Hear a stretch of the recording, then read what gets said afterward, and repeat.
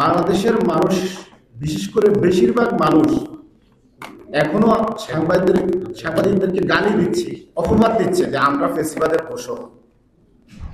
এই যে সাংবাদিকদের উপরে যে কালিমা ফেসিবাদের দোষক, এটাকে সব সাংবাদিকরা ফেসিবাদের দোষক ছিলেন না।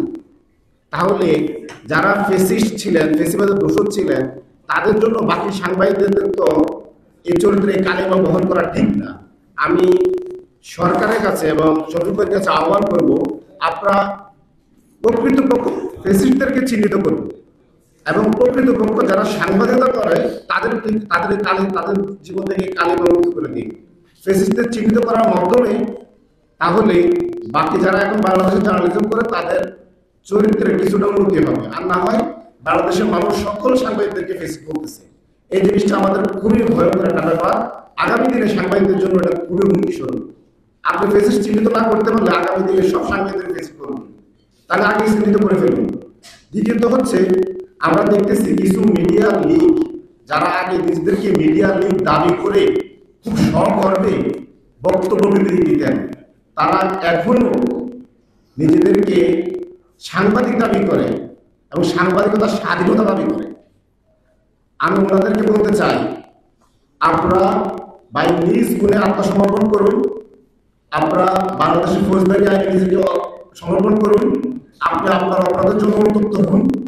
আপনি আপনার অপরাধের জন্য যদি অনুতপ্ত না হয়ে আমার পাশ পালন করেন, তাহলে আমরা আপনাকে প্রতিহত করব। বাংলাদেশের সাংবাদিকতা মুক্ত করার জন্য, সাংবাদিকতা স্বাধীন করার জন্য আপনাদের মতো ফেসিস্ট মিডিয়া দিকে আমরা প্রতিহত করতে প্রস্তুত। এবং এটা যে কোনো মূল্যে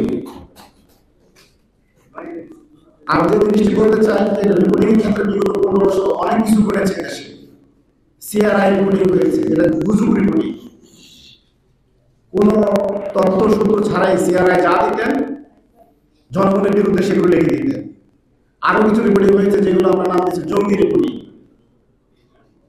একটু দমনমান হলে বাংলাদেশে ছাড়ে তাদেরকে জঙ্গি হিসাবে মিডিয়া উপস্থাপন করেছে। আমি ওই সমস্ত মিডিয়াদেরকেও বলতে চাই, আপনারা আপনাদের চিন্তায় পরিবর্তন নিয়ে আসুন, আপনাদের মগজে পরিশুদ্ধতা নিয়ে আসুন, আপনি অনুতপ্ত হন, আপনি দেশের মানুষের কাছে ক্ষমা চান আপনার অতীত কর্মের জন্য। আমার বিশ্বাস ওই সমস্ত মিডিয়া হাউস সাংবাদিক যদি দেশের মানুষের কাছে ক্ষমা চায়, দেশের মানুষ হয়তো তাদের ব্যাপারে চিন্তা করতে পারে। আর যদি আবারও আপনারা এই ভূমির জন্য বা এই ভূমির বিপক্ষে, দেশের স্বাধীনতার বিপক্ষে গুজব রিপোর্টিং করতে চান, গুজব ছড়াতে চান, তাহলে দেশের মানুষ কিন্তু আপনাদেরকে আর ছাড় দিবে না। ঠিক আপনাদের আওয়ামী লীগকে যেভাবে প্রতিহত করছে, আপনাদের মিডিয়া লীগকে সেভাবে প্রতিহত করবে। মিডিয়া লীগ হয়তো দেশের মানুষ মনে করছিল আপনাদের চরিত্র পরিবর্তন হয়েছে, আপনার অনুতপ্ত, কিন্তু বিগত 6 মাসে দেখলাম আপনার বিন্দু মাত্র অনুতপ্ত না।